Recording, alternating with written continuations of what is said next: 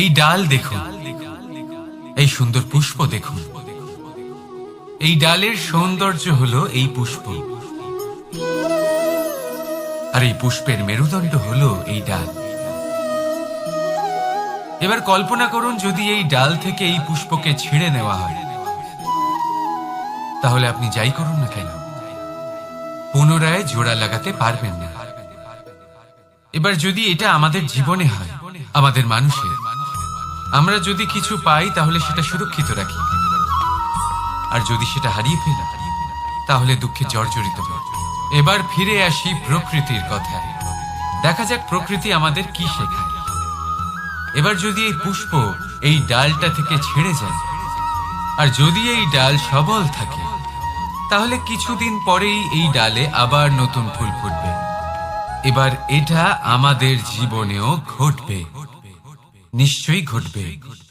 সেটাই প্রকৃতি। সেই জন্য জীবনে আপনি যা হারিয়েছেন সেটার বিষয় না ভেবে, যা ফেলে এসেছেন তার বিষয় না চিন্তা করে, ভবিষ্যতে যা আপনি যত্ন করে রাখতে পারবেন, সাবধানে রাখতে পারবেন, সেগুলির প্রতি একাগ্র হন। বিশ্বাস করুন, এই মনরূপী ডালের ওপর সুখের ফুল সব সময় ফুটবে। রাধা রাধা। ধন আর মানুষের মনের মধ্যে একটা সম্পর্ক রয়েছে। সেই একই সম্পর্ক রয়েছে সুযোগ আর প্রয়াসের মধ্যে। মানুষ বলে, যদি আমি একটু ধন লাভ করি তাহলে আমি কিছু করতে পারি। ধন বলে, যদি তুই কিছু করিস তবে তোর কাছে আমি আসব। মানুষ বলে, আমি কোনো সুযোগ পেলে তবেই তো চেষ্টা করব। আর সুযোগ বলে, তুই প্রয়াস কর তবেই তো আমি দেখা দেব। সবসময় জীবনে সেই কামনা করবেন না যা আপনি অন্য কারোর থেকে বা এই সংসারের থেকে নিয়তির সাহায্যে পেতে পারেন। মনোসংযোগ করুন নিজের কর্মের ওপর। মনোসংযোগ করুন তার ওপর যা আপনার হাতে আছে। অনবরত চেষ্টা করুন, না কোনো আশা করে, না কোনো আকাঙ্ক্ষা নিয়ে।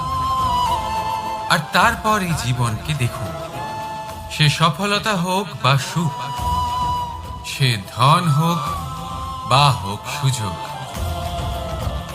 সব নিজে থেকেই আপনার কাছে আসবে। রাধা রাধা। যখনই আমরা প্রসন্ন হই, কোনো শুভ অনুষ্ঠান থাকে, আমরা সাফল্য লাভ করি, আমরা সবার আগে আপনজনদের মিষ্টি মুখ করাই। আর এটা ভালো, মিষ্টি মুখ করালে মনও মিষ্টি হয়ে যায়। কিন্তু এই মিষ্টতা শুধুমাত্র মিষ্টির মধ্যে থাকে না, কারণ এই স্বাদ নয়, এই এক অনুভূতি। জিহ্বার স্বাদ গলায় গেলেই শেষ হয়ে যায়, সেখানে অনুভূতির স্বাদ সারা জীবন মনে থেকে যায়। তাই আপনি যখনই আপনজনদের মিষ্টি মুখ করাবেন, শুধু সেই মিষ্টি দিয়ে কেন, যা কিছুক্ষণের জন্যই থাকে, সেই অনুভূতির দ্বারা, সেই মিষ্টি কথার দ্বারা, সেই মিষ্টি ব্যবহারের দ্বারা সবাইকে খুশি করুন। মানুষ সারা জীবন মনে রাখবে। না থাকবে কোনো তিক্ততা, আর না থাকবে কোনো শত্রুতা। দেখবেন, এইভাবেই আপনি আরো একটা সুযোগ পেয়ে যাবেন মিষ্টি মুখ করার। রাধা রাধা। আপনি কখনো কোনো ইঁদুর দেখেছেন? তার সবসময় কিছু না কিছু চাই, ঠোকরাতে থাকে সারা দিন সারা রাত। কখনো আপনার রান্নাঘর থেকে কিছু নেবে, তো কখনো ভাড়ার ঘর থেকে কিছু নেবে। কখনো আপনার জামা ছিঁড়বে, কিছু তুলে নিজের গর্তে নিয়ে চলে যাবে। কিন্তু আপনি দেখুন, সে কখনোই সন্তুষ্ট হয় না, ওর পেট কখনোই ভরে না। ঠিক তারই বিপরীত হলো নদী। কারোর থেকে কিছুই নেয় না, শুধুই দান করে। নিজের জল এই প্রকৃতিকে বিলিয়ে দেয়, এই ধরাকে ভিজিয়ে বয়ে চলে, এই প্রকৃতিকে একটা নতুন জন্ম দেয়। আর এই নদী যে সব সময় শুধুমাত্র দান করে, আপনি দেখবেন এই নদী কখনোই খালি হয়ে যায় না। এটা থেকে আপনি কি শিখলেন? যে সব সময় ছিনিয়ে খায় সে সব সময় অভুক্তই থাকে। যে ব্যক্তি সব সময় সবাইকে দান করে তাকে এই ক্ষুধা কখনোই জ্বালায় না। যে ইঁদুর যে সবসময় ছিনিয়ে খায় একলা হয়ে যায়, তার শত্রু তৈরি হয়। সেখানেই নদী যে সব সময় সবাইকে দান করে তাকে মানুষ মা ভেবে তার পুজো করে। তাই ছিনিয়ে নয়, দান করাতে বিশ্বাস রাখুন। আর আসুন আমার সাথে ভালোবেসে বলুন, রাধা রাধা। ভাগ্য, কত সুন্দর শব্দ এই ভাগ্য, কিন্তু যতটা সুন্দর ঠিক ততটাই রহস্যময় এই শব্দ। কখন কি হবে কেউ জানে না। লোকে বলে যে ভাগ্যে যা লেখা আছে তার চেয়ে বেশি কিছুই পাওয়া যায় না, তার চেয়ে কমও কিছুই পাওয়া যায় না। নিয়তির যা রচনা তা কখনো মোছা যায় না। কিন্তু কেউ এইটা বোঝে না যে নিয়তি আপনার কর্মের দ্বারা বদলায়। যদি আপনি শুভ চিন্তা করেন, শুভ কর্ম করেন, তাহলে নিয়তি আপনার সাথে খারাপ কিছু হতেই দেবে না। কখনো আকাশে পাখিদের দেখুন, তারা কখনো ভাগ্যের উপর নির্ভরশীল হয় না। যতই ঝড় আসুক, যতই তীব্র হাওয়া দিক, ঘুরতে থাকে একটা জিনিস জড়ো করে নিজের সৌভাগ্য, নিজের বাসা নিজেই তৈরি করে। নিজের সন্তানের জন্ম দেয়, তাকে লালন পালন করে, নিজেই তাকে উড়তে শেখায়, কখনোই ভাগ্যের উপরে নির্ভরশীল হয় না সে। এই বিষয়টা আমাদেরও শিখতে হবে। তাই মনে রাখবেন, আপনার ভাগ্য নিয়তির লিখন নয়। আপনার ভাগ্য তাই যেটা আপনি দিনের পর দিন আপনি নিজেই লেখেন। কিছু নিজে পরিশ্রম করে, কিছু নিজের ভাবনার জোরে। রাধা রাধা। সুরক্ষা প্রত্যেক ব্যক্তির জন্য গুরুত্বপূর্ণ, কিন্তু এটাই মানুষের সবথেকে বড় শত্রু। কিভাবে? ভেবে দেখুন, একজন মানুষ যখন একটা সুরক্ষিত পরিবেশে থাকে তখন তার মধ্যে আলস্য চলে আসে। সে জানে যে আমাকে না ভবিষ্যতের জন্য কিছু করতে হবে আর না আজকের জন্য কিছু করতে হবে, শুধুই জীবন যাপন করতে হবে। এই সুরক্ষা কবচ থেকে বাইরে বেরোনো অত্যন্ত জরুরি।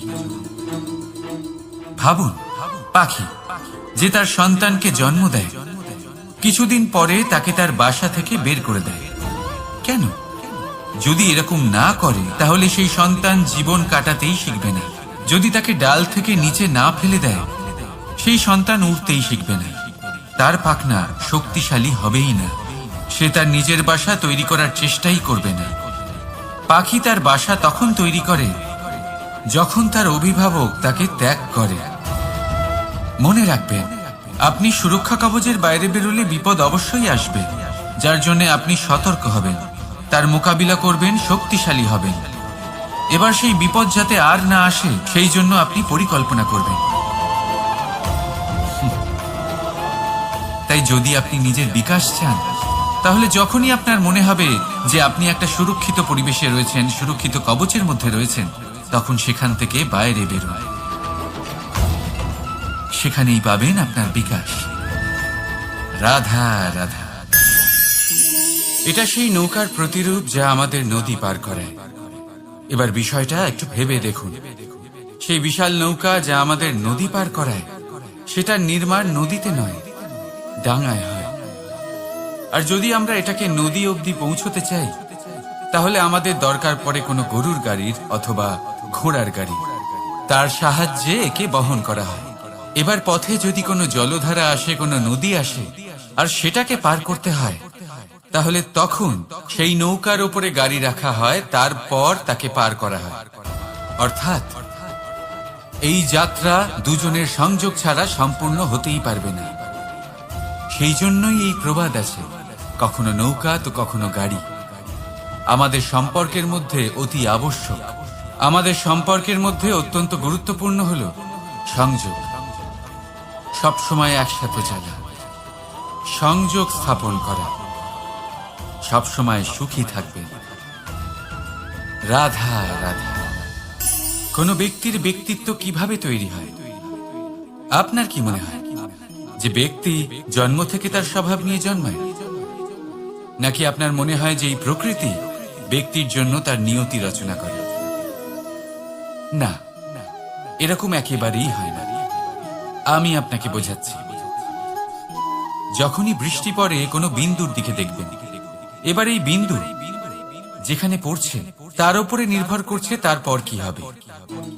যদি এই বিন্দু পড়ে কোনো ক্ষেতের উপরে, তাহলে কোনো নতুন ফসলের জন্ম দেবে।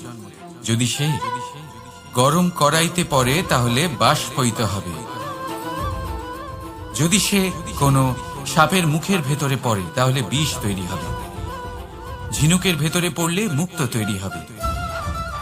যদি কোনো পাতার উপরে পড়ে, তাহলে শিশির তৈরি হবে। একই বিন্দু, কিন্তু তার সঙ্গত তার ভবিষ্যৎ এবং ব্যক্তিত্ব নির্ধারণ করবে। এবার এটা তো শুধুমাত্র এক বিন্দু, তার কাজ হলো শুধুমাত্র পড়া। কোথায় সেটা সেও নির্ধারণ করতে পারে না। কিন্তু আপনি হলেন মানুষ।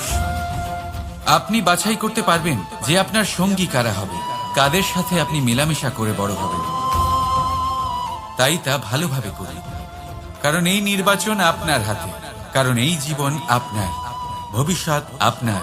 এবার আপনি মহান হতে চান কি না, তার নির্ণয় আপনাকেই করতে হবে। আসুন আমার সাথে ভালোবেসে বলুন, রাধা রাধা। মানুষের কত রকম অনুভূতি হয়, কিন্তু সে সেটাই করে যেটা সে আজ অবধি করে এসেছে, আর এটাই তার সব থেকে বড় ভুল। আপনাকে যদি উদাহরণ দিই, তাহলে একটা গোয়ালা যে ছোটবেলা থেকে একটাই কাজ করেছে, গরুকে চড়িয়েছে, দুধ বের করেছে, সে সারা জীবন সেটাই পাবে, শুধু দুধ। কিন্তু ভেবে দেখুন, যখন এই দুধ কোনো ময়রার কাছে যায়, তখন সে সেটা দিয়ে মালপোয়া বানায়, মাখন বানায়, বিভিন্ন রকমের সুস্বাদু মিষ্টি বানায়, ঘি বানায়। সে বড় কিছু করে, তার বদলে সে বড় কিছু পায়। তাই মনে রাখবেন, যদি আপনি সেটা করেন যেটা আপনি সব সময় করে এসেছেন, তাহলে আপনি সেটাই পাবেন যা আপনি আজ পর্যন্ত পেয়ে এসেছেন। আসবে রাধা রাধা। সমুদ্র মন্থন, আমরা সবাই জানি এ কিভাবে হয়েছিল। এই মন্থন থেকে কি কি পাওয়া গেছিল? অসংখ্য রত্ন পাওয়া গেছিল, বিষ পাওয়া গেছিল, অমৃত পাওয়া গেছিল। ঠিক সেইভাবেই আমাদের ভেতরেও একটা বিশাল সমুদ্র রয়েছে, যাকে আমরা নাম দিয়েছি মন। যদি এই মনের মন্থন করা হয়, তাহলে এই মন থেকে বিষও বেরোতে পারে, আর অমৃতও বেরোতে পারে। তাই মনে রাখবেন, আপনার যে এই জিহ্বা রয়েছে, তা বিষও নির্গত করতে পারে, আবার অমৃত। খারাপ কিছুও করতে পারে, যদিও আপনার মনস্কামনা খারাপ নাও হয়। তাই সবসময় যখন আপনার মুখ থেকে শব্দ উচ্চারণ করবেন, এই মনের মন্থন করে তা করুন। আর আমার সাথে ভালোবেসে বলুন, রাধা রাধা। পাদুকা, খড়ম আমাদের জীবনে কতটা গুরুত্বপূর্ণ হয়। যখনই আমরা এটা পায়ে পড়ে হাঁটি, এটা আমাদের রক্ষা করে কাঁটা থেকে, ছোট পাথর থেকে। এটা আমাদের সুরক্ষিত রাখে। কিন্তু যদি এটাকেই আমরা অন্য দৃষ্টিভঙ্গি দিয়ে দেখি, তাহলে এই পাদুকার জন্যই হাঁটার সময় পেছন থেকে আমাদের পায়ে কাদা লেগে যায়।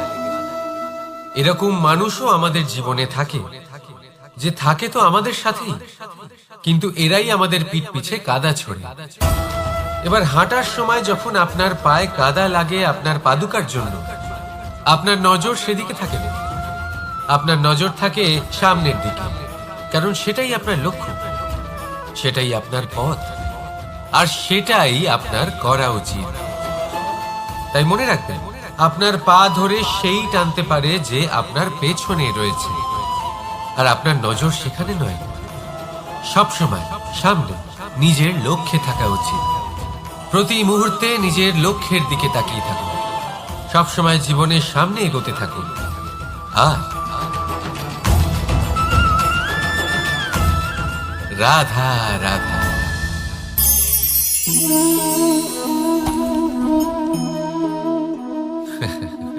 আপনি কি কখনো কোনো গাছের গায়ে পাথর ছুঁড়ে মেরেছেন?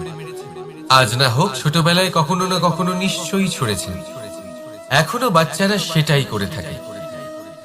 কিন্তু আপনি কি কখনো ভেবে দেখেছেন যে কেন সেই গাছের ওপরই পাথর ছুঁড়ে মারা হয় যাতে ফল থাকে? কোনো সাধারণ বা ফল বিহীন গাছের ওপর এত পাথর কেন ছোড়া হয় না? কারণ খুবই সহজ, আমরা ফল খেতে চাই, আর সেটা পারার জন্য আমরা পাথর ছুঁড়ে সেগুলিকে প্রাপ্ত করার চেষ্টা করি। আর অন্যদিকে সেই গাছ এই পাথরের রূপে বিরোধিতা সহ্য করে, তবুও সেখানেই দাঁড়িয়ে থাকে যেখানে তার অবস্থান। সেই ফল আমাদের দিতে থাকে যা সর্বদা আমাদের দিয়ে এসেছে, আর সেই জন্যই সে আমাদের কাছে মূল্যবান। তাই মনে রাখবেন, আপনার জীবনেও এরকম অনেক মানুষ আসবেন বা হয়তো এখনই আছে যারা আপনার বিরোধিতা করেন, যারা আপনার জীবনে সংকট ডেকে আনেন, আপনাকে দোষারোপ করেন, কিন্তু আপনার নজর সেদিকে থাকা উচিত নয়। তাই একটা গুরুত্বপূর্ণ সত্য সবসময় মনে রাখবেন, সেই গাছের ওপরেই পাথর এসে পড়ে যে ফল ধারণ করে, যে মূল্যবান হয়। রাধা রাধা। আপনি এটা দেখতে পাচ্ছেন? আপনি নিশ্চয়ই ভাবছেন এটা জট কি করে বাঁধল। তার কারণ এই হলো, আমি এই সুতো ঠিক করে গুছিয়ে রাখতে পারি না। এটার দুটো দিক একসাথে জড়িয়ে গেছে, আস্তে আস্তে পুরোটা জড়িয়ে গেল, আর তারপর দেখুন এমন একটা জট পেকে আছে যে আমি কিছুতেই বুঝতে পারছি না এটাকে খুলবো কিভাবে। তাই মনে রাখবেন, যদি কোনো লম্বা সুতোকে ঠিক করে গুছিয়ে না রাখেন তাহলে সেটা জড়িয়ে যাবে। এইভাবেই আমাদের জীবনে আমাদের জিহ্বা, আমাদের কথা, যদি এই জিহ্বা আপনারা সামলে না রাখতে পারেন তাহলে শুধুমাত্র কষ্ট পাবেন। তাই নিজের শব্দ এর উপরে নিয়ন্ত্রণ রাখুন,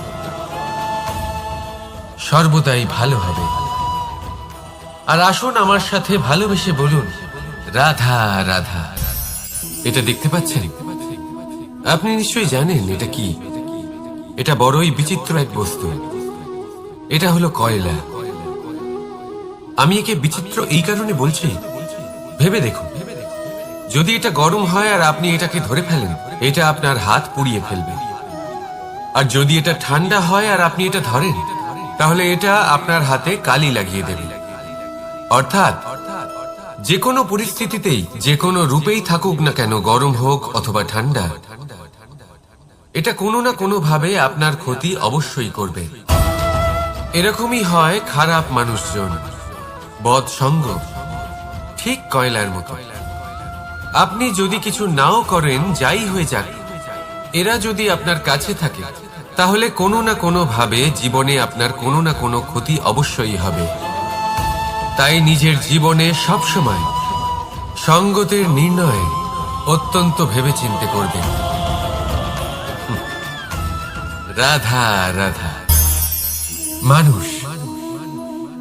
মানুষ কতটা শক্তিশালী হয়, তার কতটা সামর্থ্য রয়েছে, সে কতটা প্রতিভাশালী হয়, এটা হয়তো বলার কোনো দরকারই নেই।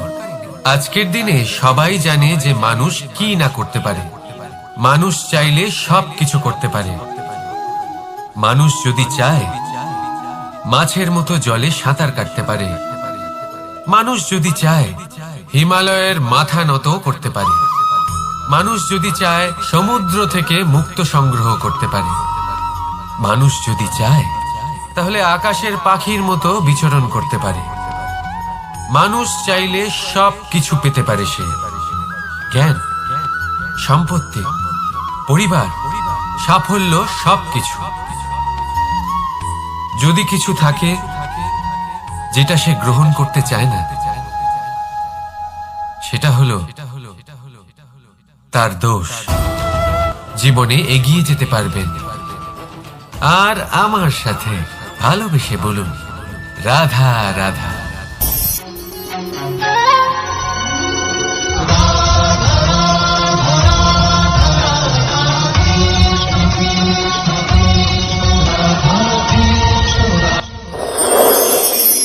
মানুষের জীবনে তিনটি গুণ অত্যন্ত প্রয়োজনীয়: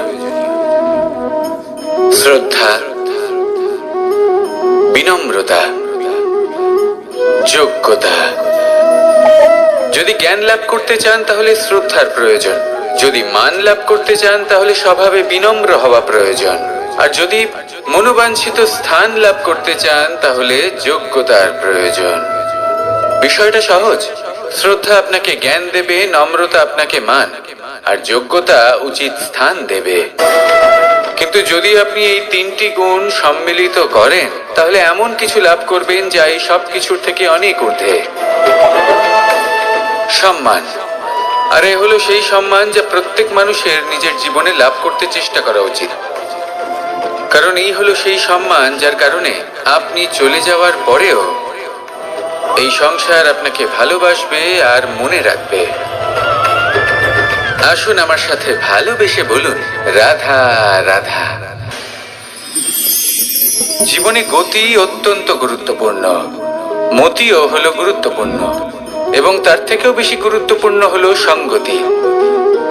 একটা জলের ফোঁটা, তার মধ্যে গতি থাকে, প্রকৃতির মধ্যে তা লাভ করার ইচ্ছে নিহিত থাকে, কিন্তু এই যে সঙ্গতি তা নির্ধারিত করে যে এই জলের ফোঁটা ঝিনুকের মুখে পড়ে মুক্ততে পরিণত হবে নাকি বিষাক্ত সাপের মুখে পড়ে বিষে পরিণত হবে।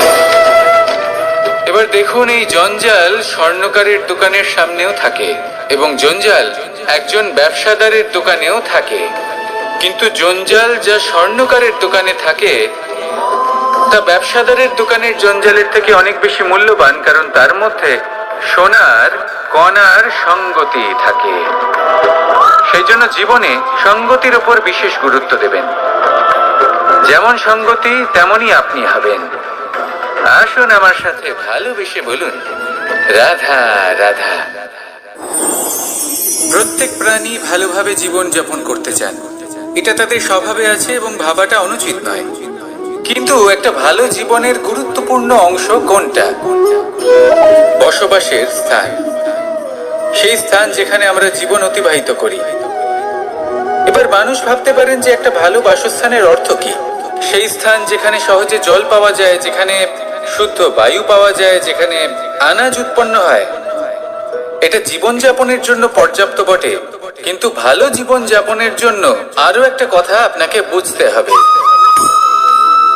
সাধু, জ্ঞানী, পণ্ডিত ব্যক্তি, এই সকল মহাপুরুষ, এনাদের যে বাসস্থান তা অত্যন্ত বিশেষ হয়।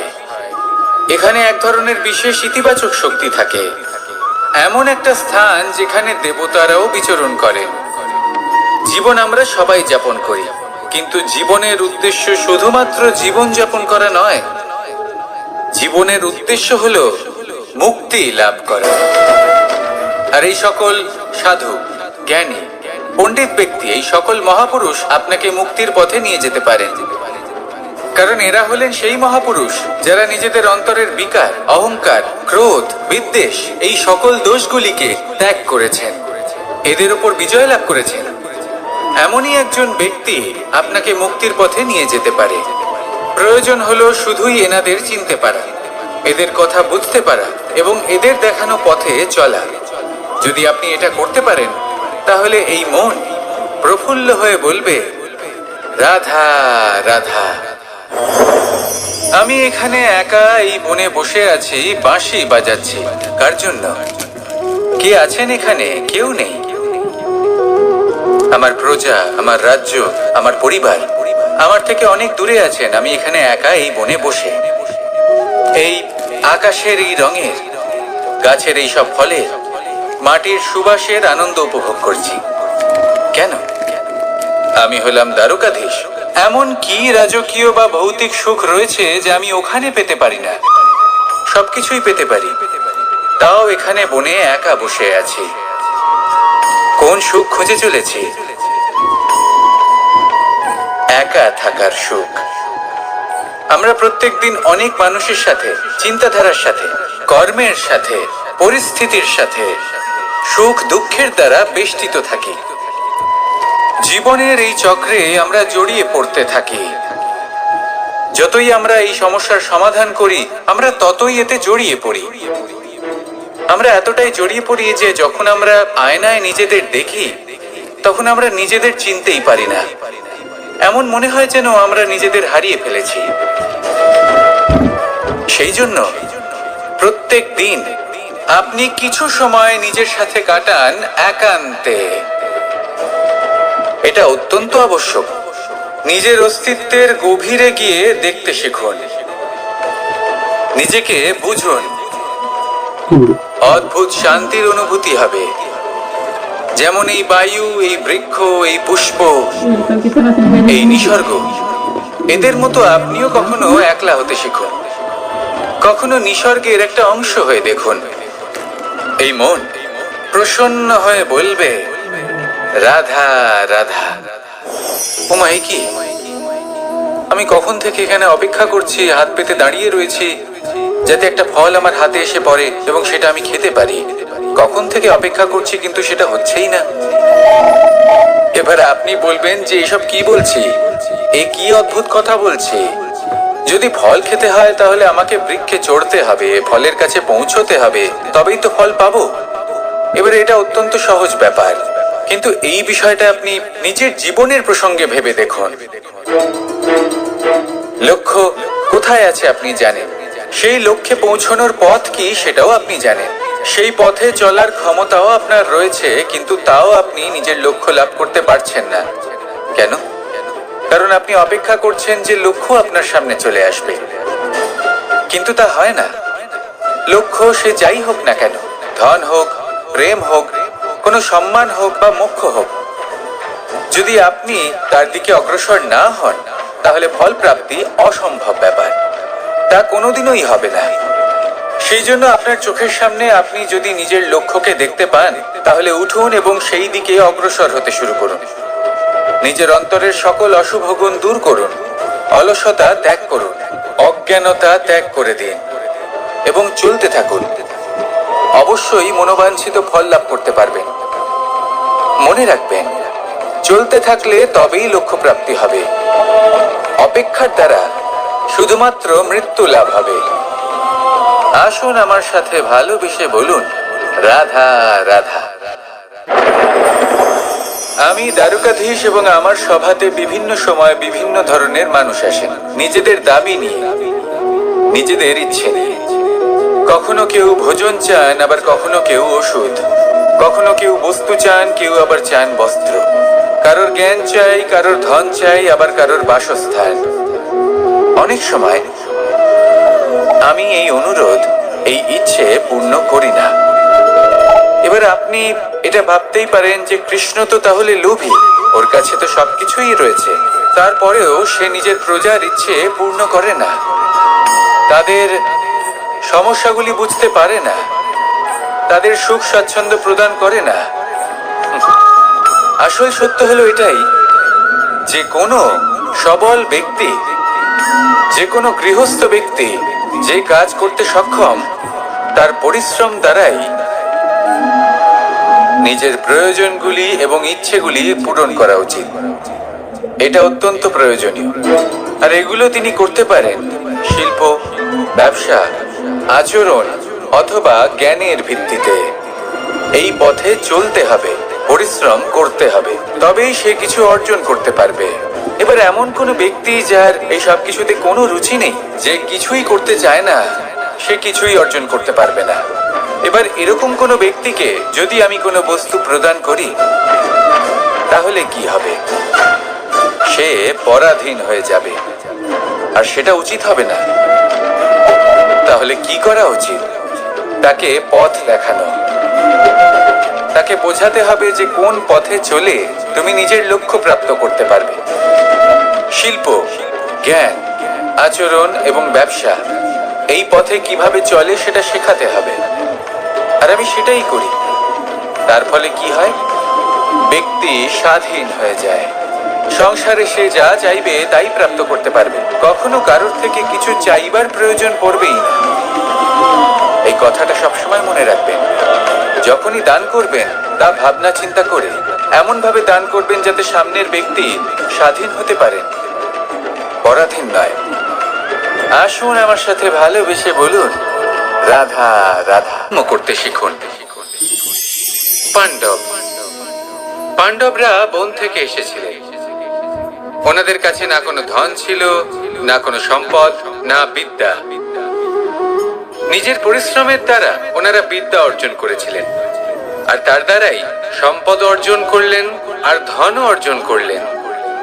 এই পাণ্ডব ছিলেন অত্যন্ত কুশল এবং শক্তিশালী।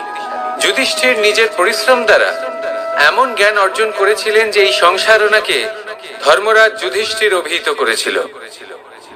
দেখতে গেলে পাণ্ডবদের কাছে সবকিছুই ছিল, কিন্তু যখন বিষয় এলো আরো ধন লাভ করার, তখন যুধিষ্ঠির, যিনি পাণ্ডবদের মধ্যে জ্যেষ্ঠ, তিনি সকল পাণ্ডবদের সাথে দ্যুতক্রীড়ায় অংশগ্রহণ করে ফেললেন। এর ফলে না শুধু ধনলক্ষ্মী, ধর্মলক্ষ্মী, বিবেক লক্ষ্মীকেও হারালেন, আর শুধু তাই নয়, নিজের গৃহলক্ষ্মী দ্রৌপদীকেও হারিয়ে ফেললেন। এর কারণ কি? ভুলে গেলেন খুব সহজ একটা কথা, এই সংসারে সম্মান এবং সাফল্য দুটোই পরিশ্রমের দ্বারা লাভ করতে হয়। কিন্তু দ্যুতক্রীড়ার এই খেলা আমাদের ভাগ্যের উপর নির্ভরশীল। এই সংসারে দুটি পথ রয়েছে। একটা পথ যেখানে কর্ম এবং পরিশ্রমের দ্বারা আপনি নিজের পথ নিজেই রচনা করতে পারবেন, আর দ্বিতীয় পথ হলো যেখানে এই ভাগ্য এক মুহূর্তে আপনাকে শিখরেও পৌঁছে দিতে পারে, আবার ধূলিসাৎ করে দিতে পারে। আপনি কোন পথ বাছবেন সেই চয়ন আপনারই। আসুন আর আমার সাথে ভালোবেসে বলুন রাধা রাধা। কোনো এক সময়ের ঘটনা এটা। মা এবং বাবা হাটে গিয়েছিলেন, তখন আমি আর দাদা গিয়েছিলাম গরু চড়াতে। আমরা বাড়ি ফিরে এলাম, আর মা সেই সময় একটা কাজ করতেন। যখনই হাটে যেতেন দরজা তালা বন্ধ করে যেতেন। উনি খুব ভালো করে জানতেন যে যদি ওনার এই মাখন চোর সঠিক সময় পৌঁছে যায় তাহলে এক ফোঁটাও মাখন আর অবশিষ্ট থাকবে না। এবার ঘটনা কিছুটা এরকম হলো যে মা আর বাবা মাঝে মাঝে হাটে যেতেন, তাই মাঝে মাঝে এই দরজা তালা বন্ধ করতে হতো। যখন মা আর বাবা ফিরে এলেন তখন বাবা ভুলে গিয়েছিলেন যে এই চাবির গোছা থেকে ঠিক কোন চাবিটা দরজার তালা খোলার জন্য উপযোগী। উনি চেষ্টা করতে শুরু করে দিলেন। একটার পর একটা চাবি দিয়ে উনি চেষ্টা করতে থাকলেন, কিন্তু সেই দরজার তালা তো খুলতেই চাইছিল না। ওনার মাথা থেকে ঘাম পড়তে শুরু করলো। তখন মা বললেন যে তালা ভেঙে দেওয়া যাক। মা চলে গেলেন, আর বাবা বললেন না না দাঁড়াও, আর কিছু চাবি বাকি আছে, এটা হয়তো খুলতে পারবো। মা হাতুড়ি নিয়ে চলে এলেন সেই তালা ভাঙার জন্য, আর তখনই বাবা শেষ চাবিটা প্রয়োগ করলেন আর দরজার তালা খুলে গেল। যদি উনি চেষ্টা না করতেন তাহলে এই তালাটাও ভেঙে যেত আর চাবিটাও নষ্ট হয়ে যেত, ঠিক কিনা? এবার এই ঘটনাটা আমি দেখেছিলাম, আর আমার মনে হলো যে কখনো কখনো এই চাবির গোছার মধ্যে থেকে শেষ চাবিটাও কিন্তু জীবনের দরজা খুলে দিতে পারে। সেজন্য আপনি যদি জীবনে সাফল্য লাভ করতে চেষ্টা করেন, নিজের লক্ষ্যে পৌঁছতে চান, তাহলে হার মানবেন না। হয়তো দেখবেন আপনার পরবর্তী প্রচেষ্টা বা এই অন্তিম প্রচেষ্টা আপনাকে সাফল্যের পথে নিয়ে গেল। তাই নিরন্তর প্রচেষ্টা করতে থাকুন, জীবনে সাফল্য লাভ করুন। যজ্ঞের আগুনকে শুভ বলে মনে করা হয়, আর সেখানেই চিতার আগুনকে অশুভ মনে করা হয়। এমনটা কেন হয়? এখানে বিষয়টা হলো লক্ষ্য, বিচার এবং সঙ্গের। যখন আমরা যজ্ঞ করি তখন আমাদের লক্ষ্য কি হয়? পরিবেশকে আরো পবিত্র করে তোলা, ইতিবাচক করে তোলা। আমাদের লক্ষ্য শুভ হয়। তারপরে আসে বিচার। এই পরিস্থিতিতে সেই বিচার হলো অগ্নি। স্ফুলিঙ্গ থেকে তীব্র আকার ধারণ করে সমস্ত কাঠকে পুড়িয়ে দেয় এবং সুগন্ধ ছড়িয়ে দেয়। অর্থাৎ যদি আপনার লক্ষ্য শুভ হয় তাহলে তার নিজেই শুভ বিচারধারাকে আমন্ত্রণ জানায়। এই শুভ বিচার তখনই আসবে যখন আপনার সংকল্প শুভ হবে। অন্যদিকে হলো চিতার আগুন। এর লক্ষ্য কি? একটা দেহকে পরধামে পৌঁছে দেওয়া। সবার শেষে সবকিছু আপনার উপরে নির্ভরশীল যে আপনি কোনটা চয়ন করতে চান। আপনার লক্ষ্য যদি শুভ হয় তাহলে আপনার বিচার এবং সঙ্গতি আর তার পরিণাম সবই শুভ হবে। আসুন আর আমার সাথে ভালোবেসে বলুন রাধা রাধা। এই সংসারের প্রত্যেক বস্তুর, প্রত্যেক পরিস্থিতির, প্রত্যেক আবেগের দুটি দিক আছে। এর মধ্যে পার্থক্য করা সম্ভব শুধুমাত্র দৃষ্টিভঙ্গির দ্বারা। যদি কোনো ব্যক্তি পর্বত শিখরে দাঁড়িয়ে থাকেন, তাহলে উনি এটাই দেখতে পাবেন যে এই জলের ধারা সমুদ্রের দিকে বয়ে চলেছে। আরেক ব্যক্তি যিনি সমুদ্রের কাছে দাঁড়িয়ে আছেন, তার এটাই মনে হবে যে এই জলের ধারা সমুদ্রের দিকে আসছে। এখানে বিষয়টা হলো দৃষ্টিভঙ্গির, আর এটাই সময়ের সাথেও হয়ে থাকে। অনেক সময় মানুষ চিন্তিত হয়ে পড়েন, ত্রস্ত হয়ে পড়েন যে তার কাছে হয়তো খুব কম সময় আছে, তাতে তিনি অনেক কিছুই করতে পারবেন না, আর একটু সময় থাকলে খুব ভালো হতো। তিনি এভাবেও ভাবতে পারেন যে অল্প হলেও সময় বাকি তো রয়েছে, অর্থাৎ যা অবশিষ্ট আছে তাকে সংরক্ষণও করা সম্ভব, তাতে জীবন যাপনও করা সম্ভব। আর এটা নির্ভর করছে আপনার উপর। তাই দৃষ্টিভঙ্গি ইতিবাচক রাখুন। জীবনে দুই ধরনের আবেগ রয়েছে যার কোনো মূল্য নেই। আমার কথার অর্থ এটা নয় যে এদের কোনো গুরুত্ব নেই, গুরুত্ব যথেষ্টই রয়েছে, শুধু এদের জন্য আপনাকে কোনো মূল্য দিতে হয় না। প্রথম আবেগ হলো আনন্দ, প্রসন্নতা। এটা আপনি যে কোনো জায়গায় খুঁজে পেতে পারেন যদি আপনি খুঁজে পেতে চান। আপনি কোনো পুষ্পের সৌন্দর্য দেখে প্রসন্ন হতে পারেন। বায়ুর কারণে যখন একটি বৃক্ষ শিহরিত হয়, সেটা দেখে আপনি প্রসন্ন হতে পারেন।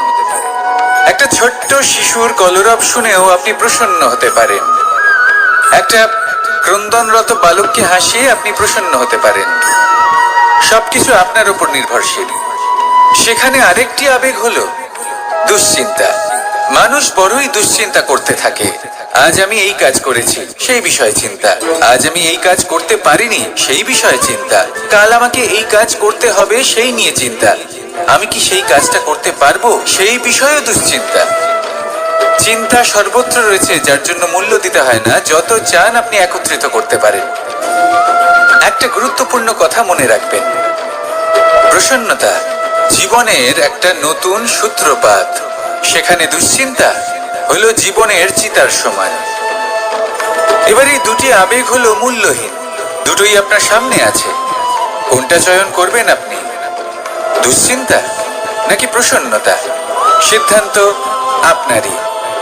আসুন আর আমার সাথে ভালোবেসে বলুন, রাধা রাধা। ধন, সম্পত্তি, এগুলো আসলে কি? এগুলো শুধু সেই মূল্য যার দ্বারা আমরা কোনো কিছু অর্জন করতে পারি। এবার এই ধনের দ্বারা এই সংসারে অনেক কিছু লাভ করা সম্ভব, কিন্তু সেই সব কিছুই শুধুমাত্র ভৌতিক বস্তুই হবে, ভৌতিক সামগ্রী, ভৌতিক সুবিধা। অর্থাৎ আপনার কাছে যতই ধন থাকুক, তা আপনাকে শান্তির ঘুম এনে দিতে পারবে না, আপনাকে জীবনের বাস্তব সুখের অনুভূতি লাভ করাতে পারবে না, কারণ এগুলো ভৌতিক ধন। এই ভৌতিক বস্তুই অর্জন করাতে সক্ষম। বাস্তবিক ধন কি? যদি এই প্রশ্ন আপনার মনে আসে, তাহলে তার উত্তর আমি আপনাকে দেব একটা উদাহরণের মাধ্যমে। কখনো আপনি শুনে থাকবেন যে একজন পিতা আজীবন অনিষ্ট করেন, অনর্থ করেন, খারাপ কাজ করেন শুধু ধন অর্জনের জন্য। তিনি ভাবেন যে আমি ধন অর্জন করব আর নিজের সন্তানকে একটা উজ্জ্বল ভবিষ্যৎ প্রদান করব, একটা সুখ স্বাচ্ছন্দ্যময় জীবন দান করব। এবার সন্তান যখন জন্ম লাভ করে, তখন সে ভাগ্যের জোরে সেই ধন ভোগ করে। যেরকম সে পায়, সেরকমই তার ব্যবহার সে করে। কখনো আপনি এটাও দেখে থাকবেন যে সেই সন্তান সমস্ত ধন নষ্ট করে ফেলে, আর সেই পিতা যিনি সমস্ত ধন সঞ্চয় করেছেন, যিনি সেই ধনের প্রভু, আজ সেই ধনের প্রহরী হয়ে রয়েছেন। এবার এরকম কেন হয়? এরকম তখনই হয় যখন সেই পিতা বুঝতেই পারেন না যে তার জীবনের আসল ধন কি। সেই আসল ধন তার সন্তানকে সে দিতেই পারে না। যদি পিতা তার সন্তানকে কর্মের জ্ঞান দিতে পারেন, উচিত কোনটা অনুচিত কোনটা সেই শিক্ষা দিতে পারেন, সংস্কারের প্রকৃত শিক্ষা দিতে পারেন, তবে সেটা ধনের থেকে অনেক বেশি গুরুত্বপূর্ণ। এটাই হলো জীবনের বাস্তব ধন। আপনি সেই কথা তো অবশ্যই শুনে থাকবেন, কুসন্তান হলে ধন সঞ্চয় করে কি হবে, সুসন্তান হলে ধন সঞ্চয় করে কি হবে। সন্তান যদি কুপুত্র হয়, তাহলে সব নষ্ট করে ফেলবে, আর সন্তান যদি সুপুত্র হয়, তাহলে ধন থাকুক না থাকুক, সে নিজেই কর্মের পথে অগ্রসর হয়ে ধন অর্জন করবে আর নিজের জন্য এক উজ্জ্বল ভবিষ্যৎ করে তুলবে। তাই সন্তানকে সম্পদ দেওয়ার আগে কর্মের জ্ঞান দান করুন, সুশিক্ষা দিন, কারণ এটাই হলো জীবনের প্রকৃত ধন। আসুন আর আমার সাথে ভালোবেসে বলুন, রাধা রাধা। একবার একটা শেয়াল বনে বিচরণ করছিল। ও একটা ছোট্ট শাবক দেখতে পেল। ও ভাবলো, আজ একেই আমি খাবার হিসেবে গ্রহণ করব। আশেপাশে দেখলো কেউ দেখছে না তো, কেউ ছিল না, আর সেই শাবকের উপর আক্রমণ করলো, যা হলো একটা ঘোর অপরাধ। বনের নিয়ম অনুসারে আপনি কখনোই শাবকের উপর আক্রমণ করতে পারেন না। তারপর এই খবরটা যখন রাজা সিংহ জানতে পারলেন, সভার আয়োজন করলেন। কিন্তু সেখানে শেয়াল বলল, আমি তো এরকম কিছু করিনি। কিন্তু যদি আপনি এরকম বলেন, কোনো প্রমাণ দিন, এর কোনো সাক্ষী আছে? তখন রাজা সিংহ পেঁচাকে ডেকে পাঠালেন, যে সেই মুহূর্তে বৃক্ষের শাখার উপর বসেছিল। সে সব কিছু দেখেছিল। পেঁচা সব সত্যি কথা বলল, আর শেয়ালকে মৃত্যুদণ্ড দেয়া হলো। এবার এই কাহিনী আমি আপনাকে কেন শোনালাম? কারণ মানুষও কখনো কখনো এরকম কর্ম করেন যা শিয়াল করেছে। এটা ভাবেন কেউ দেখছে না, যখন আমি অনুচিত কর্ম করতেই পারি। কিন্তু না, আপনি যাই করুন না কেন, কেউ না কেউ অবশ্যই তা দেখছে। কোনো ব্যক্তি না হলেও কোনো প্রাণী, না হলে কোনো যক্ষ বা দেব বা প্রেত। যদি এনারা কেউ না দেখেন, তাহলে ধরিত্রী মাতা দেখেন, যেখানে দাঁড়িয়ে আপনি সেই কর্ম করছেন, তাই না? তাই একটা কথা সবসময় মনে রাখবেন, কে দেখছেন কে দেখছেন না সেই বিষয়ে ভাবা ছেড়ে দিন। এটা খুব সহজ কথা। আপনি যদি উচিত কর্ম করেন, উচিত ফল পাবেন। যদি অনুচিত কর্ম করেন, তাহলে আপনি অনুচিত ফল অবশ্যই পাবেন। সেই জন্য উচিত পথে চলতে থাকুন, উচিত কর্ম করতে থাকুন, আর আমার সাথে ভালোবেসে বলুন, রাধা রাধা। আমরা সবাই জীবনে নিজের জন্য সবচেয়ে ভালোটাই চাই, সবচেয়ে ভালো সুবিধা পেতে চাই, সবচেয়ে বেশি সম্মান পেতে চাই। কিন্তু সবার পক্ষে এই সব পাওয়া কি সম্ভব? হ্যাঁ, নিশ্চয়ই। শুধু একমাত্র বাধা সময়। আমাদের জীবনের কোনো স্থায়িত্ব নেই। তাই যদি সময়ের সদ্ব্যবহার করেন, তাহলে একটু সুবিধে হতে পারে। এবারে দেখুন, যাদের সবসময় স্বপ্ন দেখতে ভালো লাগে, তার জন্য রাত্রি কম পড়ে যায়। আর যারা স্বপ্ন পূরণ করতে চান, তাদের জন্য দিন কম পড়ে যায়। যারা সম্মান পেতে চান, তাদের জন্য সব সময় পরোপকার কম পড়ে যায়। আর যারা জ্ঞান অর্জন করতে চান, তাদের জন্য মনোসংযোগ। জীবনে যদি নিজের লক্ষ্যে পৌঁছতে চান, তবে সময়ের বিভাজন আপনাকে ঠিক করতেই হবে। মনে রাখবেন, রাধা রাধা। লোকে বলে জীবনে মেলামেশা করা অত্যন্ত আবশ্যক। এতে সম্পর্কের আধারও হয়, আবার ব্যবসাও চলে। কিন্তু সবচেয়ে বেশি গুরুত্বপূর্ণ হলো ব্যবহার। তাই এই বিষয়ে ভাবুন, আপনার জীবনে কে আপনার সাথে মেলামেশা করবে তা নিশ্চিত করে সময়। আপনি আপনার জীবনে কার সাথে মেলামেশা করবেন তা নিশ্চিত করবে আপনার হৃদয়। আপনি যাদের সাথে মিশছেন, তাদের হৃদয়ে আপনি কতক্ষণ থাকবেন তা নিশ্চিত করবে আপনার ব্যবহার। নিজের ব্যবহার ভালো রাখুন, সব ভালোই হবে। রাধা রাধা। এই ফুল দেখতে পাচ্ছেন আপনি? এটা সেই ফুল যার জীবন এই ডালে শুরু হয়েছিল। দর্শকদের চোখে প্রশংসা দেখল সে।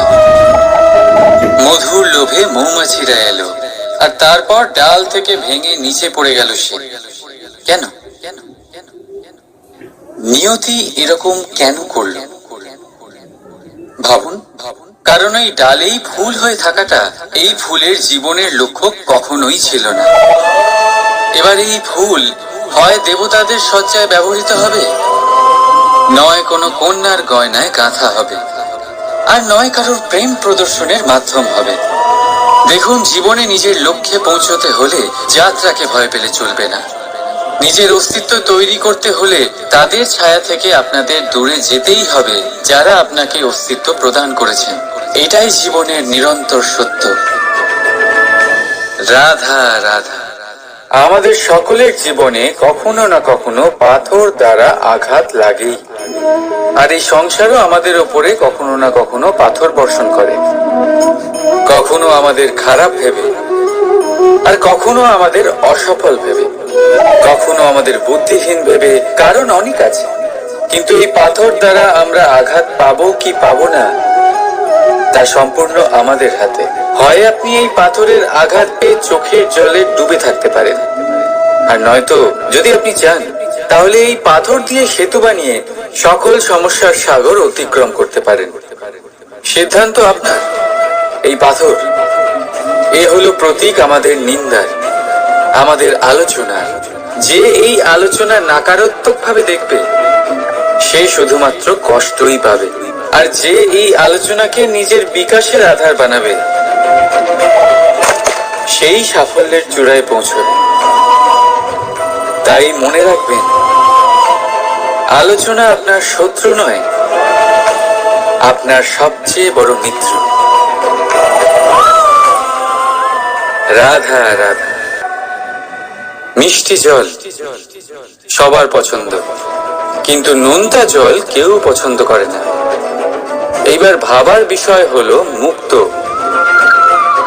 যা সমুদ্রের গহ্বরেই তৈরি হয়। নোনতা জলের মধ্যে থেকেই প্রতি মুহূর্তে অন্য প্রাণীদের থেকে বেঁচে নিজের অস্তিত্বকে বাজি রেখে ঝিনুক মুক্ত প্রদান করে থাকে। কখনো ভেবেছেন কেন?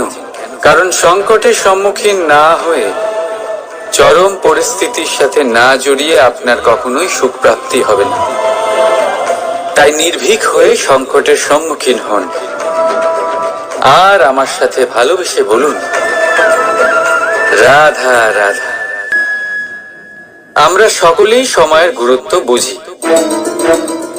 সময় আমাদের তৈরি করে, আর সময়ই আমাদের নষ্ট করে দেয়। কখনো ভালো সময় আসে, আর কখনো ভীষণ খারাপ সময় আসে। তবে আশ্চর্যের বিষয় এটাই যে সব জেনেও আমরা সময় নষ্ট করি। মনে রাখবেন, সময় শুধু বয়ে যায়, কখনো ফিরে আসে না। তাই ভালো সময় আসার অপেক্ষায় সময় নষ্ট করবেন না। যাই করবেন আজ, এক্ষুনি, এই মুহূর্তে শুরু করুন। তা সেটা কাউকে আনন্দ দেওয়াই হোক, বা নিজেকে বদলানোর চেষ্টা করা হোক, যাই হোক না কেন, বিলম্ব করবেন না। কারণ সময় শুধুমাত্র তাকেই সঙ্গ দেয় যে সর্বদা সময়কে সম্মান করে। রাধা রাধা। কোথায় আছে সবকিছু সীমা থাকে, মুশকিলের, কষ্টের, সংকটের, অন্ধকারের। যার কোনো সীমা নেই তা হলো কেবলমাত্র কঠোর পরিশ্রমের।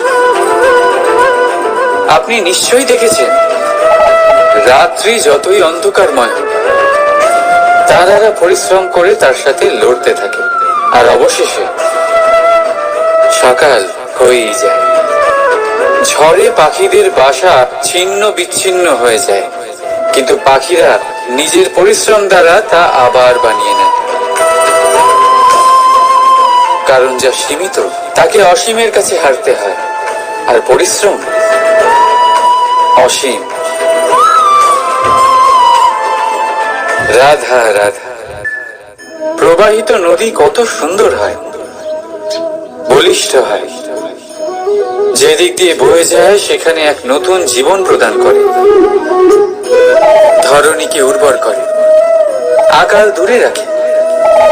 আর হয়তো এই জন্যই নদীকে মায়ের মতো পুজো করা হয়। কিন্তু আপনি কি কখনো ভেবে দেখেছেন যে নদীর জন্ম কি করে হয়? এ কি শুরু থেকেই এমন বিশাল আর খরস্রোতা হয়? না, বৃষ্টির ছোট ছোট ফোঁটা একসাথে সম্মিলিত হয়ে এক সূক্ষ্ম ধারা তৈরি করে, আর সেই ধারাগুলি পর্বতের বরফ কেটে তাদেরকে গলিয়ে জলপ্রপাত হয়ে ঝরে পড়ে পাথরের সাথে ধাক্কা খেয়ে তারপরেই সে নদী হয়ে ওঠে। ঠিক সেইভাবেই এত সহজে কেউ মহান হয়ে ওঠে না। ছোট ছোট চেষ্টা মিলে এক বিশাল ব্যক্তিত্ব তৈরি করে। তাই জীবনে সর্বদাই চেষ্টা করতে থাকুন। অস্তিত্ব নিজে থেকেই প্রকাশ পাবে। রাধা রাধা। কখনো কখনো আমরা নিজের মা বাবার ওপর কতটা রেগে যাই, মনে করি ওনাদের মন আমাদের দিকেই নেই। আমরা ভাবি ওনাদের কাছে আমাদের কোনো অস্তিত্বই নেই, আর তাই আমরা রেগে যাই। কিন্তু আপনি কি কখনো এমন অনুভব করেছেন যে আমাদের চোখ দিয়ে আমরা আমাদের নাক কখনো দেখতেই পাই না, কারণ তা চোখের ভীষণই কাছে থাকে, দুই চোখের মাঝখানে।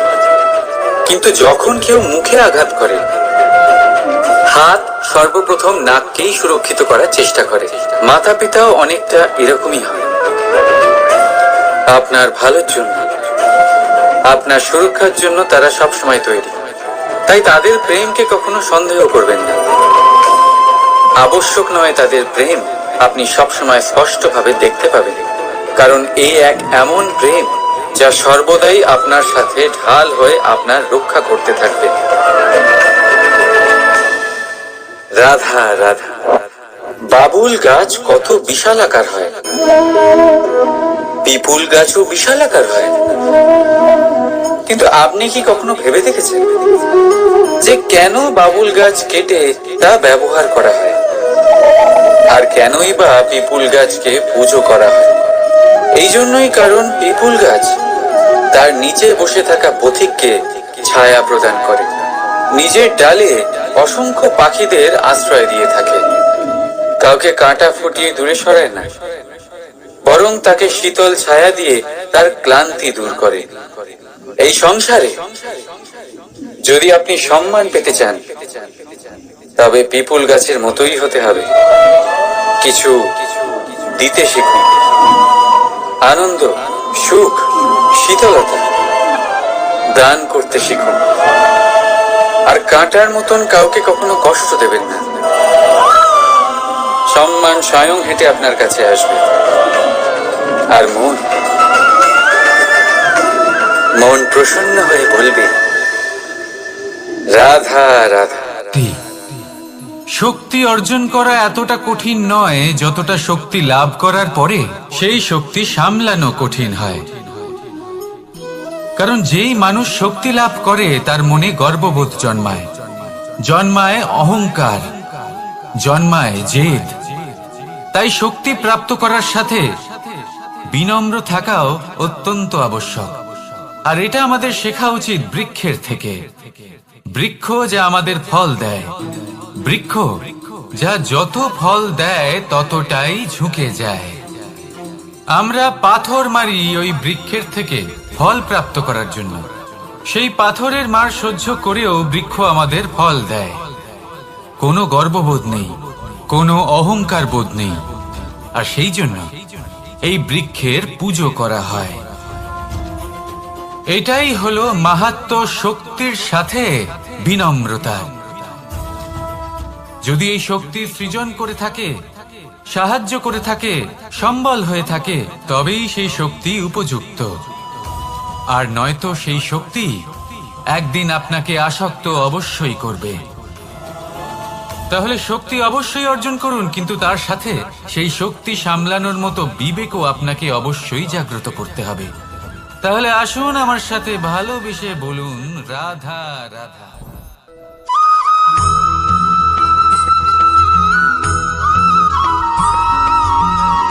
কথায় আছে অন্ধকারে প্রদীপ প্রজ্বলিত করলে চতুর্দিক আলোকিত হয়। কিন্তু যদি এই প্রদীপ আমি সূর্যের আলোর সম্মুখে সকালবেলায় প্রজ্বলিত করে রেখে দিই, তাহলে কি হবে? আপনি বলবেন যে এটা করে তো কোনো লাভই হলো না। সূর্যের প্রকাশের সামনে এই প্রদীপ আসলে কিছুই নয়।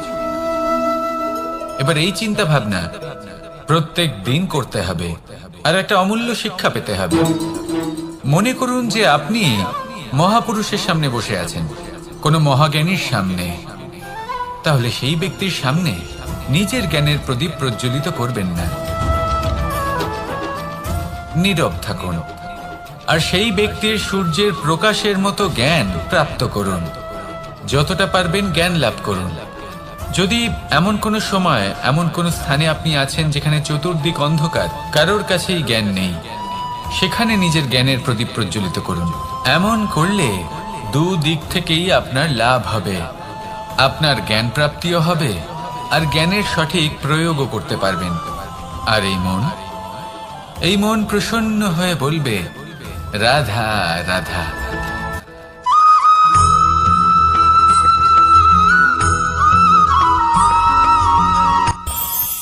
এই সংসারে আমরা প্রকাশ কোথা থেকে পাই?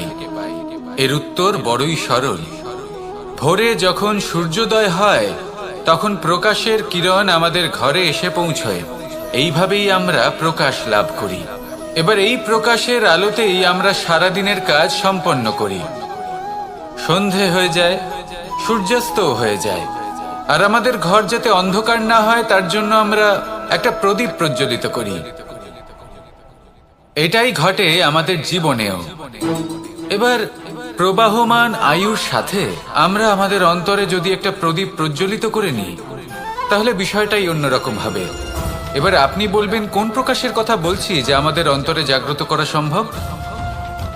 আমাদের আত্মার মাঝে প্রেমের প্রকাশ জাগ্রত করার কথা বলছি। কারণ আমাদের এই জীবন এও হলো দিনের আলোর মতো। আজ প্রকাশ আছে, কিন্তু কোনোদিন অবশ্যই অস্ত হবে। কিন্তু অস্ত হবার আগে যদি আমরা আমাদের আত্মার মাঝে প্রেমের এই প্রকাশ উজ্জ্বলিত করে নিই তাহলে আমাদের সন্ধ্যাকালও আমরা আনন্দে এবং প্রেমে যাপন করব।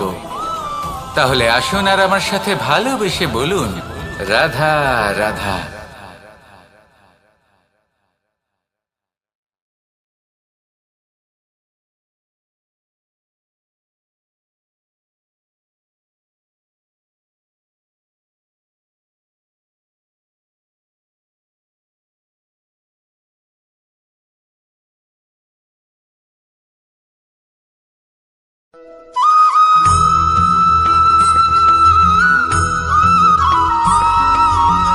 কথায় আছে যে এমন কোনো অক্ষর নেই যার দ্বারা কোনো মন্ত্র হয় না।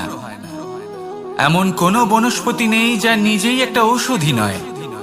পৃথিবীর এমন কোনো ব্যক্তি নেই যার মধ্যে কোনো যোগ্যতা থাকে না। শুধু প্রয়োজন হলো যে ব্যক্তিকে আমরা খুঁজে চলেছি তাকে সঠিকভাবে চিনে নেওয়া। যদি তার যোগ্যতা, তার বিশেষত্ব আমরা বুঝতেই না পারি তাহলে আর লাভ কি রইল? এই সংসারে এমন অনেক ব্যক্তি রয়েছেন যারা ছোট ছোট অসফলতার কারণে আপনাকে এটা বলে দেবে যে আপনি কোনো কাজের নন, আপনি হলেন মূর্খ, আপনি কিছুই করতে পারবেন না। এইসব কথায় কখনোই বিশ্বাস করবেন না। কারণ আপনি এবং প্রত্যেকটি জীব এই পরমাত্মা এবং এই প্রকৃতির সৃষ্টি, যা অত্যন্ত বিশেষ। যদি আপনাকে উদাহরণ দিই তাহলে একদিকে আছে তরোয়াল, একটা বড় লম্বা তরোয়াল যার দ্বারা যুদ্ধ করা যায়, জয়লাভ করা যায়। আর অন্যদিকে রয়েছে একটা ছোট্ট সূচ।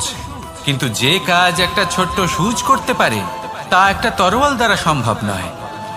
এর অর্থ হলো এটাই যে প্রত্যেকটা রচনা অত্যন্ত অমূল্য এবং অত্যন্ত বিশেষ হয়। তাহলে বিশ্বাস রাখুন যে আপনি অত্যন্ত বিশেষ একজন। আর প্রেমের সাথে বলুন, রাধা রাধা।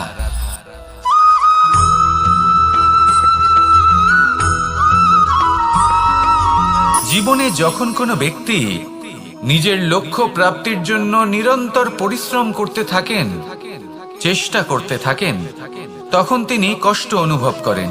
কখনো শারীরিক কষ্ট, কখনো মানসিক কষ্ট। এবার উনি এটা ভাবতে থাকেন যে আমি কি উচিত করছি নাকি অনুচিত করছি। কারণ অন্যদিকে এমন একজন ব্যক্তিও আছেন যিনি একদমই পরিশ্রম, চেষ্টা করছেন না। তিনি মদিরা পান করেন, বিলাসিতায় জীবন কাটান, অলস প্রকৃতির হয়ে ওঠেন, নিদ্রাতে বিলীন হয়ে থাকেন আর ভাবেন যে তিনি সুখ লাভ করছেন। কিন্তু এরকম কেন হয়? কারণ যখন আমরা সৎ পথে থাকি, উচিত পথে চলি, লক্ষ্য প্রাপ্ত করার জন্য চেষ্টা করতে থাকি, তখন আমাদের ভেতরে থাকা নেতিবাচক শক্তি এবং পাপ এই দেহকে ত্যাগ করে দেয়। আর এই অনুভূতিটাই আমাদের দুঃখের অনুভূতি দেয়, কষ্ট দেয়।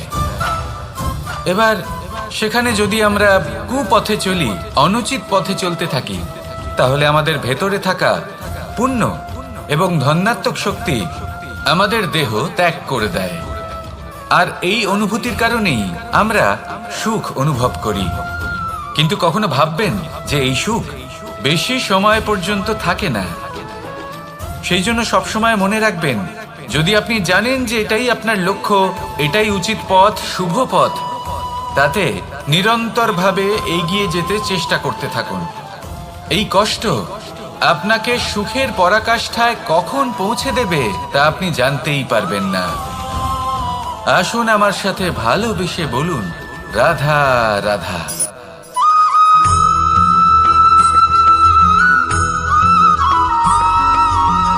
এই দড়িটা দেখুন, ছোট ছোট রেশম দ্বারা তৈরি। এটা সরু সুতো দ্বারা তৈরি হয়েছে এটা, আর এ অত্যন্ত কোমলও বটে। আর আপনি চাইলে এটা সোজাও করে দিতে পারেন, আর চাইলে এটা বেঁকিয়েও দিতে পারেন, আর যদি চান তাহলে এটা গোল গোল করে বেঁধে কোথাও রেখেও দিতে পারেন। এবার এই কোমল দড়ি যদি কোনো নিষ্ঠুর কঠিন পাথরে বারংবার জড়িয়ে দেওয়া হয়, তাহলেও তাকেও কাটতে পারে, নিজের ছাপ ছেড়ে যেতে পারে, সেটার আকারও বদলে ফেলতে পারে। এবার এর কারণ কি? এর কারণ হলো অভ্যাস আর নিরন্তর প্রচেষ্টা। যদি আপনিও চেষ্টা করেন আর নিরন্তর কর্ম করে যান, তাহলে আপনার প্রারব্ধ পাথরের মতো কঠিনই হোক না কেন, তাতে ভাঙন ধরিয়েও আপনি নিজের লক্ষ্যে অবশ্যই পৌঁছতে পারবেন। একটা গুরুত্বপূর্ণ কথা মনে রাখবেন, সুকর্মের অভ্যাস আর নিরন্তর প্রয়াস, এই হলো সাফল্যের মন্ত্র। তাহলে জীবনে এই মন্ত্র আনুন আর আমার সাথে ভালোবেসে বলুন, রাধা রাধা।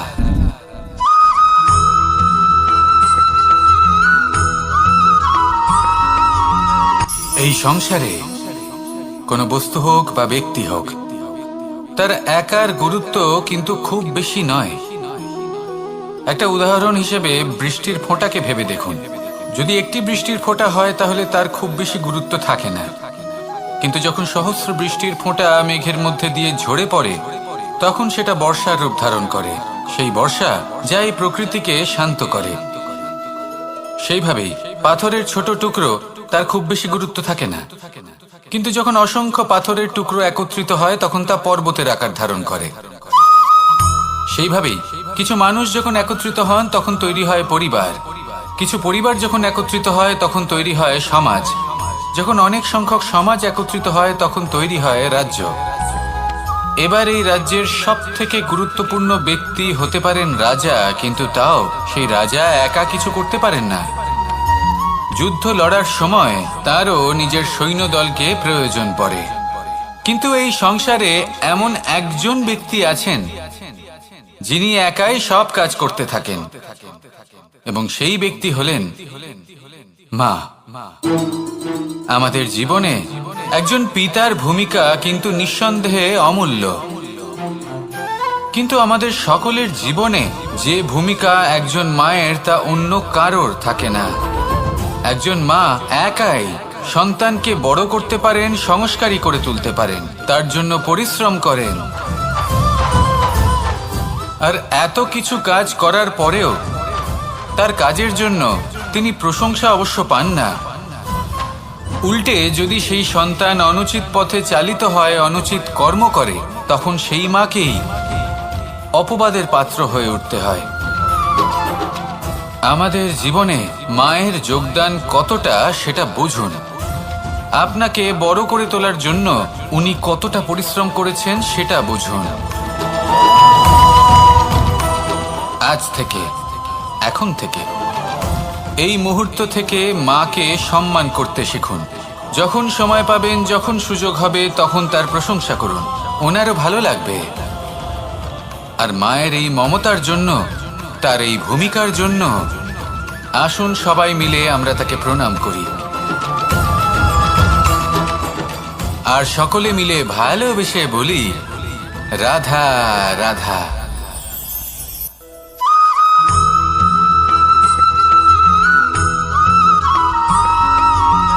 আপনি কখনো কোনো বাজকে নিজের বাসা বানাতে দেখেছেন? এই বাজ যখনই কোনো বাসা বানায় তখন উঁচু গাছের ডালে বা কোনো পর্বতের শিখরে বাসা বানায়, অনেক উচ্চতায়। আর সেখানে তার সন্তানও জন্মগ্রহণ করে। যখন এই সন্তানেরা জন্মায় তখন এই বাজ খুবই ভালোবেসে এবং খুব সাবধানে এদের পালন পোষণ করে। নিজের ঠোঁট দিয়ে তাদের ঠোঁটে খাবার পরিবেশন করে। কিন্তু যেই সেই সন্তানেরা হৃষ্টপুষ্ট হয়ে যায় এবং সেই কথা বাজ নিজে বুঝতে পেরে যায়, সেই বাজ নিজেই সেই বাসা ছিন্ন ভিন্ন করে দেয়। সেই সন্তান যাদের সবেমাত্র ডানা গজিয়েছে, কিভাবে উড়তে হয় তারা জানে না, সেই সন্তানগুলিকে উচ্চতা থেকে ঠেলে দেয়। সেই সন্তান প্রথমে ভয়ভীত হয়ে যায়। তারা সামনে মৃত্যুকে দেখতে পেয়ে ভয়ের কারণে তাদের ডানা ঝাপটাতে থাকে। আর সেই প্রক্রিয়াতেই সেই সন্তানগুলি উড়তে শুরু করে দেয়। এবার এই ঘটনায় আমরা কি শিক্ষা পেতে পারি? এটাই, যদি আপনি মাতা পিতা হন তাহলে নিজের সন্তানকে অবশ্যই স্নেহ করুন, কিন্তু তাদেরকে নিজের আঁচলের তলায় বেঁধে রাখবেন না। যদি আপনি চান আপনার সন্তান জীবনে উন্নতি করুক, তাহলে নিজের মুঠো থেকে তাদের স্বতন্ত্র করে দিন। এই সংসারে সংঘর্ষ করতে দিন। সেই সন্তান নিজেই বুঝতে পারবে যে জন্মের সময় পাওয়া ডানা কি করে ব্যবহার করতে হয়। আর আপনার চোখের সামনে আপনার সন্তান এই আকাশে উড়তে থাকবে। তাহলে আসুন আমার সাথে ভালোবেসে বলুন, রাধা রাধা।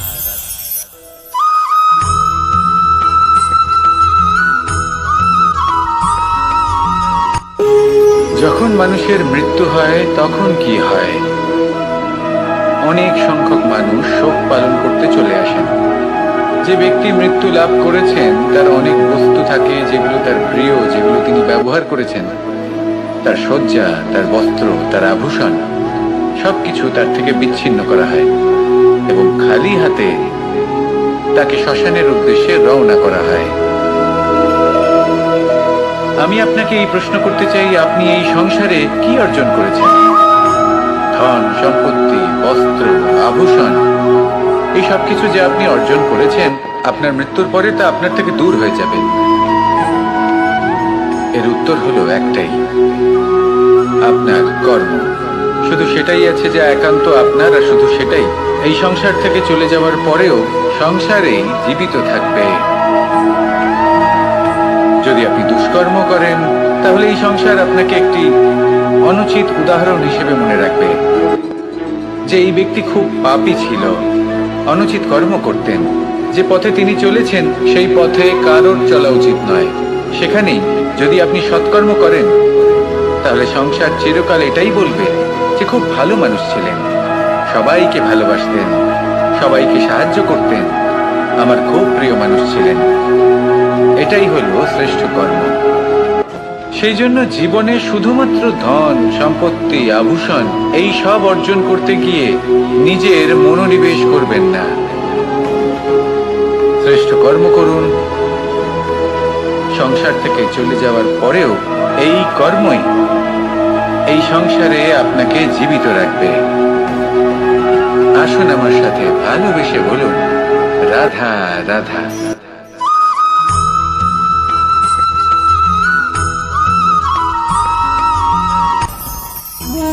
ভোজন। এবার ভোজন সংগ্রহ করার জন্য মানুষ কি না করেন, সব সময় চেষ্টা করতে থাকেন। ফসল উৎপাদনের জন্য অনেক পরিশ্রম করতে থাকেন, কিন্তু অনেক সময় অনেক পরিশ্রম করার পরেও ফসল ভালো উৎপাদন হয় না। এর কারণ কি?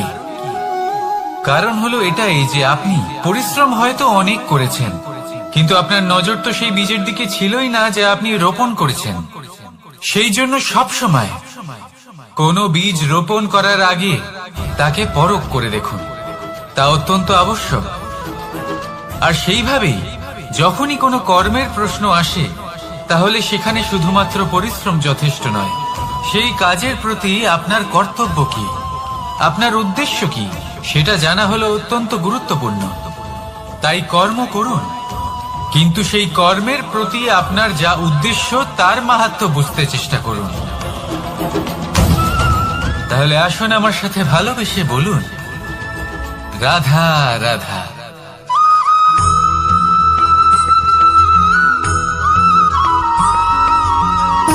সুখ, দুঃখ এবং শক্তি, এই তিন হলো এই সংসারের ত্রিদেবের মতো। আমাদের জীবনে যা কিছু ঘটছে এই তিনটির ভিত্তির উপরেই হচ্ছে। আসলে এই সংসারের একটা নিয়ম আছে, যখনই আপনি কিছু লাভ করেন এই সংসার আপনার পরীক্ষা নেয়। এটা জানার জন্য আপনার পরীক্ষা নেয় যে আপনি যা কিছুই লাভ করেছেন আপনি কি আদৌ সেটার যোগ্য কিনা। ঠিক সেইভাবেই এই সুখ, দুঃখ এবং শক্তি আপনার পরীক্ষা নিয়ে থাকে। যখন সুখ আসে তখন সে আপনার পরীক্ষা নেয় যে আপনার মধ্যে অহংবোধ জাগ্রত হয়নি তো। যদি অহংবোধ চলে আসে তাহলে সুখ সেখানেই সঙ্গ ত্যাগ করে। দুঃখ আপনার ধৈর্যের পরীক্ষা নিতে থাকে, আর যদি আপনার মধ্যে ধৈর্য না থাকে তাহলে এটা আপনাকে আরো বেশি দুঃখের গভীর অন্ধকারে ঠেলে দেবে। সেখানে শক্তি পরীক্ষা নেয় আপনার বিনম্রতার।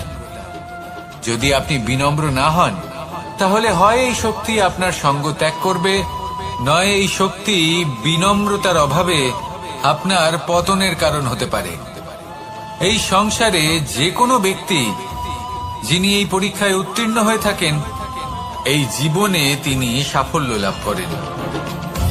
আসুন আমার সাথে ভালোবেসে বলুন, রাধা রাধা।